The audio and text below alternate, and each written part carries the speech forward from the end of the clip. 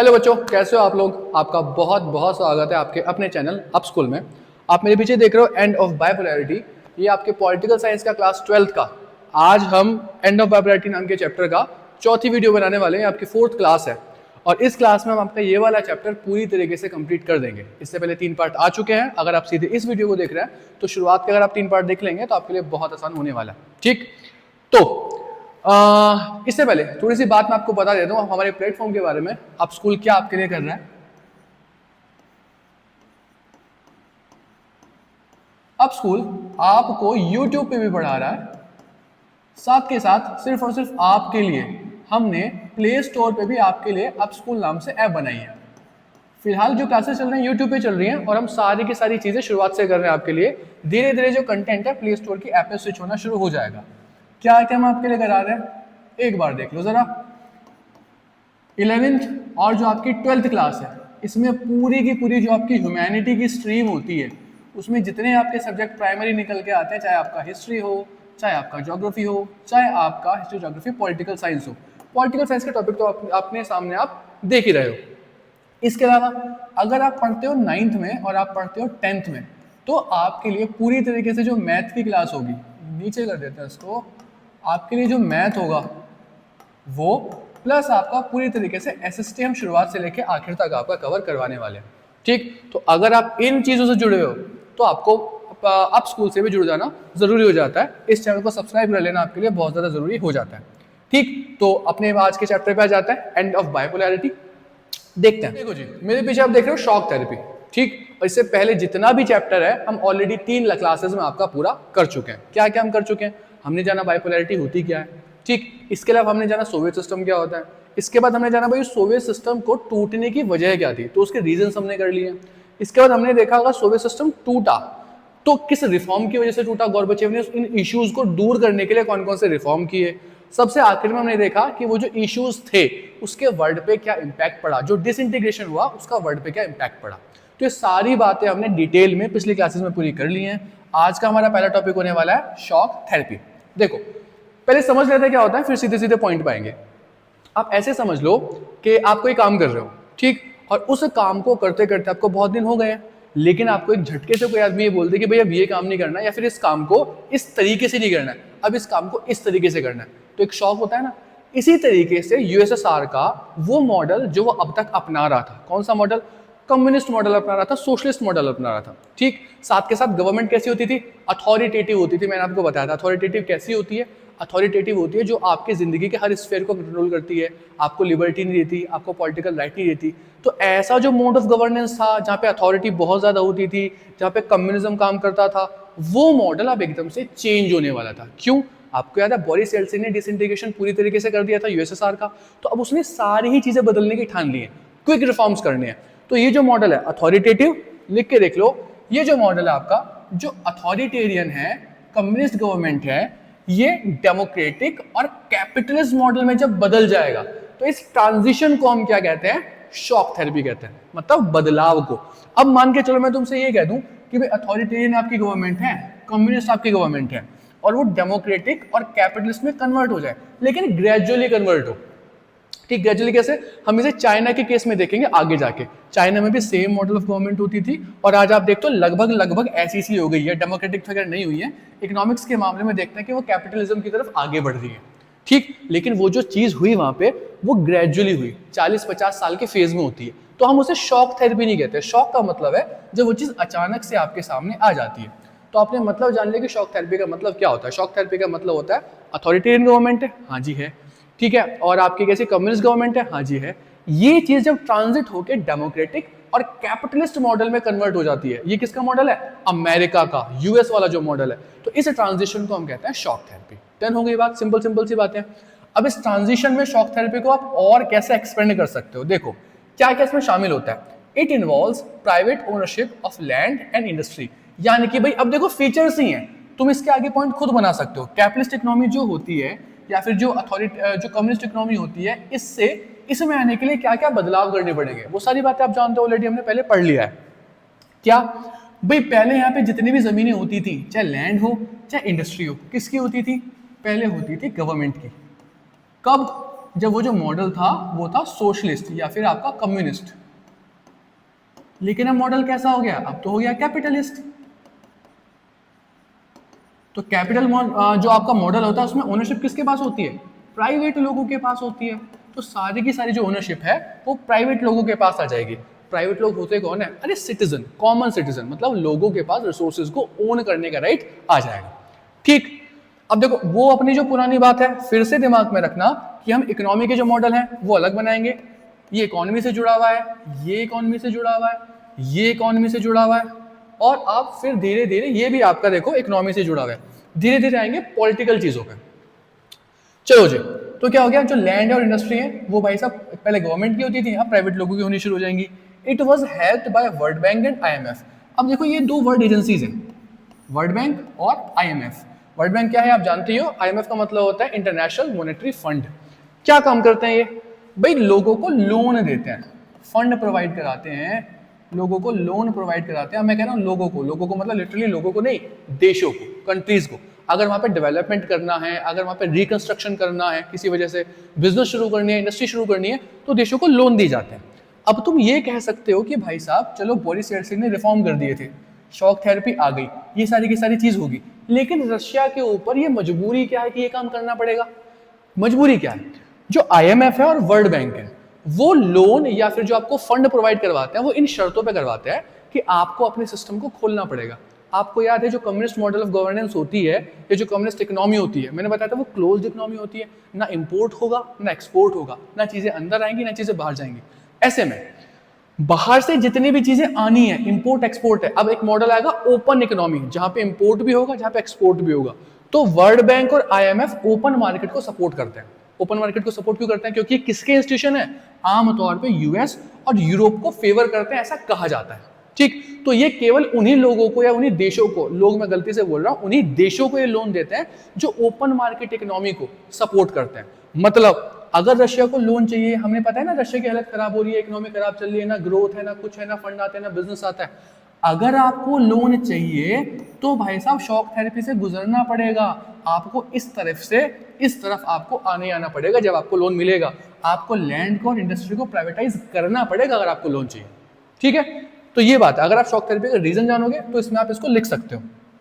अगली बात, they force countries to lower the tariff. देखो वही बात होगी, टैरिफ क्या होता है, जब मैं अपने देश की कोई चीज दूसरे देश में बेचने के लिए जाता हूँ तो वो देश मेरी चीज पे एक टैक्स लगाता है। जैसे मान के चलो आप देखते हो ना बाइक्स होती हैं, हार्ले डेविडसन है, बहुत महंगी बाइक आती है हमारे यहाँ पे। क्यों, क्योंकि वहां पे वो उसकी जो कीमत बनने में लगती है वो कम है, लेकिन जो इंडियन गवर्नमेंट है वो अमेरिकन प्रोडक्ट पे बहुत ज्यादा टैक्स लगा देती है। उस टैक्स को कहते हैं टैरिफ। क्यों लगाती है भाई, अगर हार्ले डेविडसन यहाँ पे सस्ते दामों पे बिकने लगे, मान के चलो वो 100 रुपए की आती है एग्जाम्पल, ठीक, और यहाँ पे जो हमारी बाइक होती है रॉयल एनफील्ड होती है वो आपके मान के चलो 110 रुपए की है, तो क्या कोई हार्ले डेविडसन को खरीदेगा, बिल्कुल भी नहीं। तो हम उस बाइक पे थोड़ा सा टैरिफ लगा देते हैं, थोड़ा सा टैक्स लगा देते हैं। मान के चलो 100 रुपए की आपकी वो बाइक थी, हमने उस पर 50 का टैक्स लगा दिया, वो 150 की आपकी बाइक हो जाएगी। जिससे जो हमारा लोकल मार्केट है, जो हमारे लोकल मैन्युफैक्चरर है, वहां पे लोकल चीजें ही खरीदी और बेची जा सके और उनको फायदा हो सके।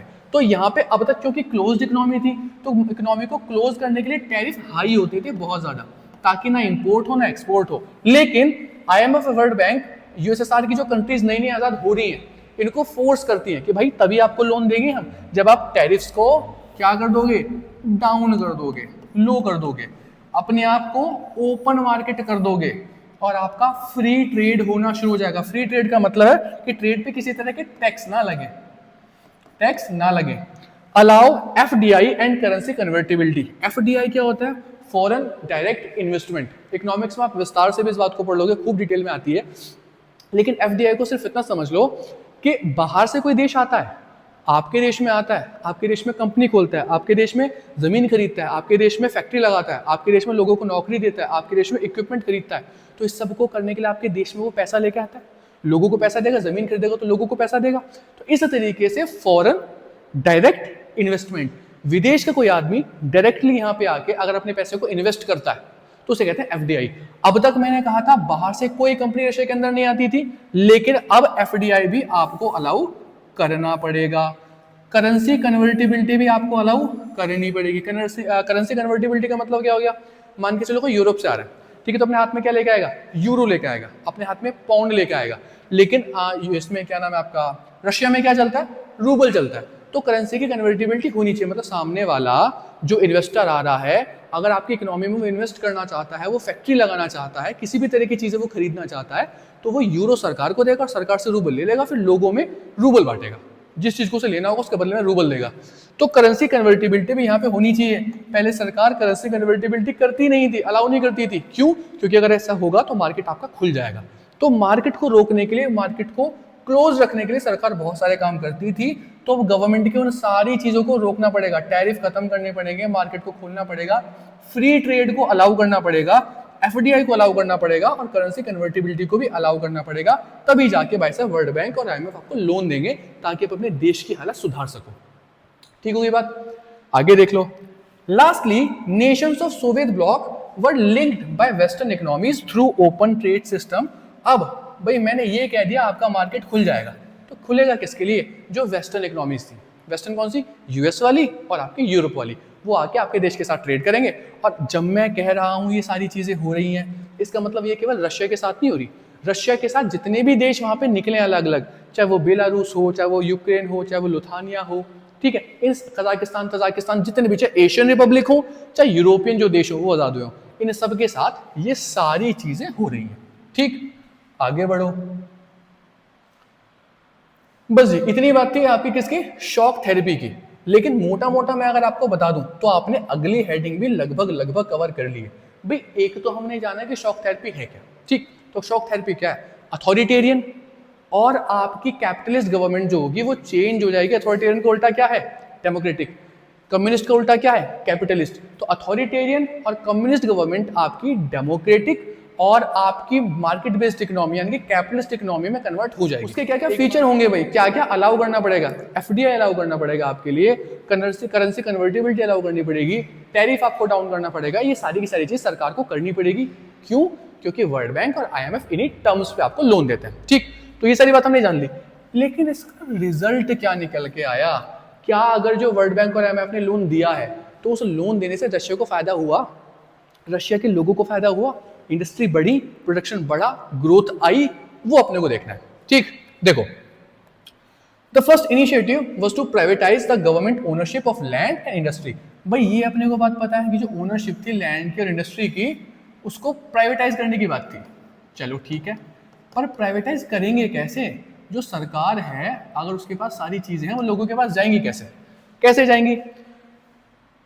देखो, अब पहले से एक बार देख लो। It was largest garage sale in the history. Largest garage sale, इस बात को आप हाईलाइट कर लो। इसी बात को पकड़ के सारी बात हम समझ जाएंगे। Because many industries were sold at very low prices. अब जो गवर्नमेंट है वो स्टील को प्रोड्यूस करती है। ठीक, ऐसे में अब सरकार बोल रही है, गवर्नमेंट बोल रहा है कि भाई इस इंडस्ट्री को तुम ले लो, सरकार नहीं रख सकती, इसको प्राइवेटाइज करना पड़ेगा। मतलब टाटा को बेच देंगे, अंबानी को बेच देंगे, किसी भी इंडस्ट्रीज को बेच देंगे।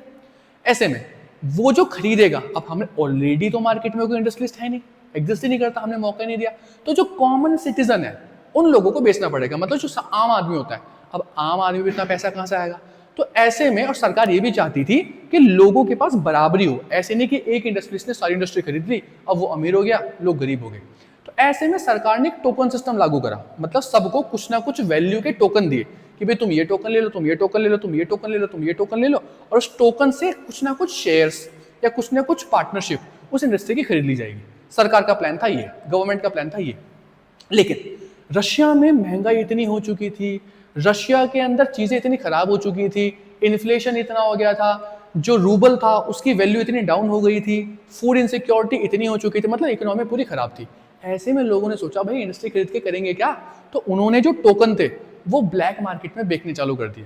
ब्लैक मार्केट में जितने बेचे, लोगों ने सस्ते दामों पर खरीद लिए, जिसकी वजह से वो जो सारी इंडस्ट्री थी बहुत सस्ते दामों पे कुछ लोगों ने, फ्यू पीपल ने खरीद लिया, और सोसाइटी जैसी ये बनाने चाहते थे वैसी नहीं बना पाए। कुछ लोगों के पास ही बहुत सारे रिसोर्सेज अब सेंट्रलाइज होने वाले हैं। ठीक है, अगला देख लो। Industry were not able to produce efficiently, so the overall growth declined. अब क्योंकि इंडस्ट्री का जो पूरा का पूरा एडमिनिस्ट्रेशन है वो चेंज हो गया है, ठीक है, जो पूरी ओनरशिप है वो चेंज हो गई है, तो जिस इफिशिएंसी से पहले काम करते थे सब कुछ चेंज हो गया ना, उतनी ग्रोथ फिर भी नहीं आती एकदम से। तो भाई साहब ग्रोथ अभी भी आपकी डिक्लाइन ही कर रही है, क्योंकि चीजें बहुत जल्दी से बदल गई हैं। इंडस्ट्री की बात होगी, देखो 2 पॉइंट में कॉमन पॉइंट ऐसे बनाया करो, ये इंडस्ट्री के पॉइंट है। अगला, agriculture as well decline its production and people became food insecure. दूसरी बात, अब से पहले हमने देखा था खेती कैसे होती थी, कलेक्टिव, अब कैसे हो गई है, प्राइवेटाइज।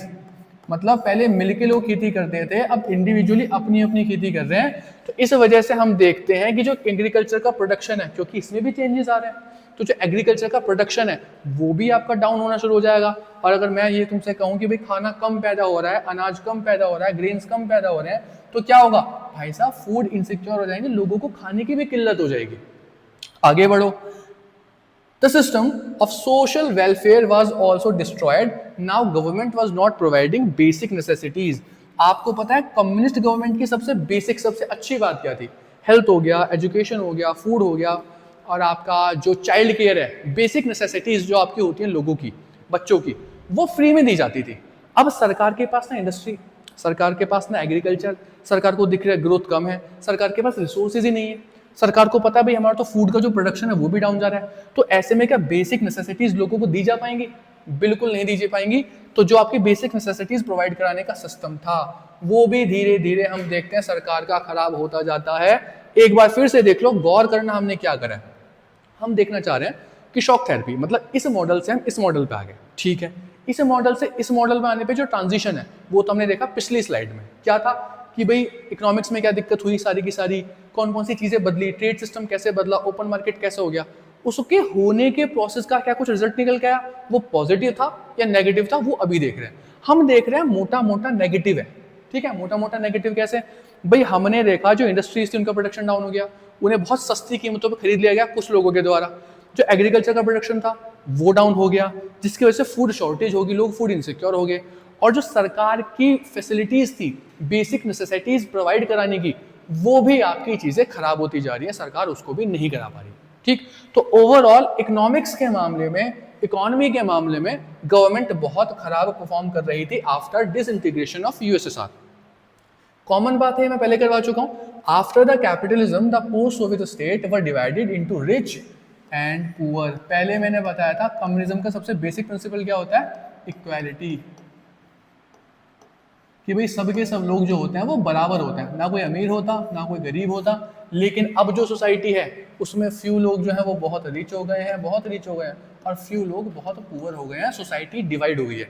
अब सोसाइटी जो है वो एग्लिटेरियन नहीं बची है। एग्लिटेरियन का मतलब जहां सब बराबर होता है, ऑलमोस्ट बराबर होते हैं। अगला, the development of democratic institution was not given proper attention. अब देख लो भाई, हम दो बात कर रहे हैं बार बार, ट्रांजिशन दो लेवल पे हो रहा है। एक तो इकोनॉमी के लेवल पे हो रहा है, कैसी इकोनॉमी है, कम्युनिस्ट इकोनॉमी जहाँ सब कुछ सरकार के हाथ में होता है। अब वो कैसी इकोनॉमी हुई, कैपिटलिस्ट, जहाँ पे सब कुछ मार्केट के हाथ में है। तो हमने इकोनॉमी की बात पिछली स्लाइड में कर ली, अब सारी बात करें पॉलिटिकल की, मतलब पॉलिटिक्स कैसी होगी, वहाँ की गवर्नमेंट कैसी होगी। जो पहले अथॉरिटेटिव होती थी, जो लोगों को सिविल लिबर्टी नहीं देती थी, अब वो डेमोक्रेटिक बनने वाली है। तो उसमें क्या अंतर आता है वो देख लो। देखो, the development of democratic institution was not given proper attention. किसको, डेमोक्रेटिक इंस्टीट्यूशन को अटेंशन मिली ही नहीं। अब मुझे बताओ क्यों नहीं मिली। देखो भाई, शॉक थेरेपी को लीड कौन कर रहा है कि हम इसको ट्रांजिशन करवाते हैं, आईएमएफ और वर्ल्ड बैंक। आईएमएफ एक इकोनॉमिक संस्था है, इकोनॉमिक इंस्टीट्यूशन है, वर्ल्ड बैंक एक इकोनॉमिक इंस्टीट्यूशन है। तो इन बॉडीज का पूरा फोकस था कि कैसे रशिया का जो मार्केट है वो वेस्टर्न कंट्रीज के लिए खुल जाए, वो यहाँ के अपना सामान बेचने लगे, यहाँ के अपनी टेक्नोलॉजी बेचने लगे, यहाँ के इन्वेस्टमेंट करने लगे, ट्रेड इकोनॉमी बढ़िया हो जाए उन देशों की, इन देशों के दम पे, ठीक। ये पूरा प्लान था। ऐसे में ये जो बॉडीज हैं, वर्ल्ड बैंक और आईएमएफ, क्या ये कोशिश करेंगे ऐसी कि यहाँ पे डेमोक्रेसी भी आ जाए? नहीं, दिखावे के लिए कुछ इनिशिएटिव लिए जाते हैं, लेकिन पॉलिटिक्स को चेंज करने के लिए ये बॉडीज या फिर शॉक थेरेपी के थ्रू ये सारा प्रोसेस उतना सीरियस नहीं था। इकोनॉमिक बेनिफिट चाहिए था, ठीक। तो भाई डेमोक्रेटिक इंस्टीट्यूशन पे बिल्कुल ध्यान नहीं दिया जाता। Most of the countries had constitution which provided great power to president. किसको मिली ग्रेट पावर? प्रेसिडेंट को।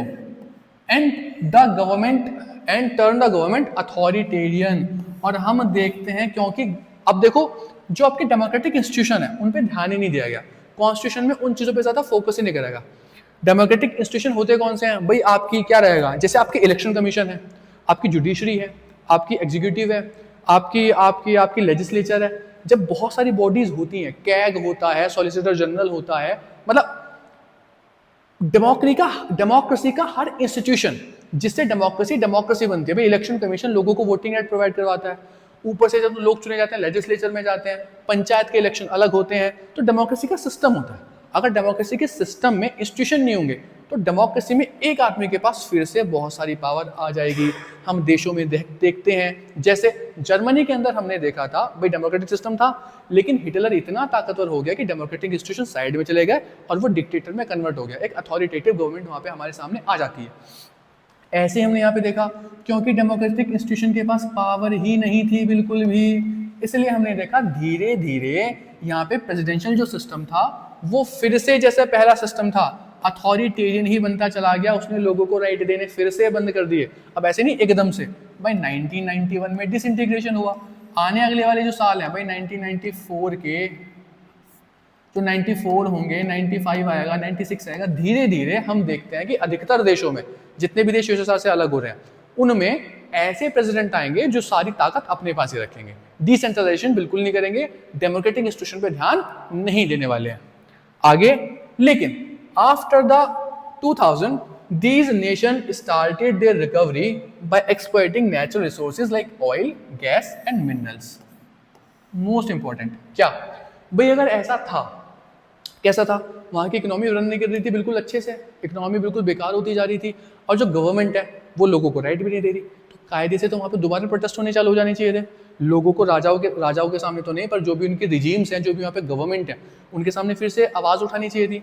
लेकिन हम देखते हैं ग्रेजुअली जैसे टाइम बीतता जाता है, अगले 10 सालों में इकोनॉमी जो थी रिकवर करना शुरू करती है, लोगों के पास पैसा आना शुरू होता है। क्यों? क्योंकि जितने भी देश आज़ाद हुए थे सबके पास ऑयल, गैस, मिनरल्स के रिसोर्सेज बहुत अच्छे थे, उनको एक्सपोर्ट करना चालू करते हैं और उनकी इकोनॉमी फिर से अच्छी होना चालू हो जाती है। अभी भी आप देखोगे रशिया और यूक्रेन के अंदर वॉर चल रहा है, ठीक है, तो रशिया के ऊपर बहुत सारी सैंक्शन लगा रखी है कि भाई तुमसे ट्रेड नहीं करेंगे, तुम्हारी करेंसी में काम नहीं करेंगे, लेकिन फिर भी रशिया बहुत अच्छे से फंक्शन कर रहा है, उस पर कोई प्रेशर नहीं है। क्यों? तेल है उसके पास, फ्यूल है उसके पास, फॉसिल फ्यूल है, गैस है, सब कुछ है, तो वो दुनिया के देशों को देता है और अपनी इकोनॉमी भाई साहब बढ़िया चला रखी है, कोई दिक्कत वाली बात नहीं है। ठीक, तो ये दो बातें आपकी पूरी हो जाती हैं।